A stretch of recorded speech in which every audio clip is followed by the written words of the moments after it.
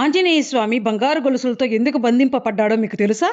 సముద్రదేవుడు జగన్నాథుడి భక్తిలో మునిగిపోయి స్వామి దగ్గరికి వెళ్ళడానికి ప్రయత్నించేవాడు. కానీ అలా ప్రయత్నించే ప్రతిసారి పూరీ నగరమంతా సునామీ వచ్చినట్టు మునిగిపోయేది. ఇలా పదే పదే సునామీ రావడంతో ప్రజలు బాగా ఇబ్బంది పడేవాళ్ళు. తన భక్తుడైన హనుమంతుడిని పిలిచి, ఓ హనుమా, నాకు మీ సాయం కావాలి. సముద్రదేవుడి అతి ప్రేమ వల్ల నా భక్తులకు ఆటంకాలు సంభవిస్తున్నాయి. నువ్వు ఇక్కడే ఉండి సముద్రం ఒడ్డున నిలబడి పూరీ నగరాన్ని కాపాడాలి అని చెప్తాడు పూరి జగన్నాథస్వామి. అది విన్న హనుమంతుడు ఎంతో సంతోషించి సముద్రం ఒడ్డున కాపలాగా ఉంటాడు. దాంతో హనుమంతుడిని చూసి సముద్రం చాలా ప్రశాంతంగా ఉంటుంది. కానీ రాముల వారి పూజ ఎక్కడ జరిగితే అక్కడ హనుమంతుడు పరిగెత్తుకుంటూ వెళ్ళిపోయేవారు. హనుమలేని సమయంలో మళ్ళీ సముద్రం నగరం పైకి సునామీలా లేస్తుంది.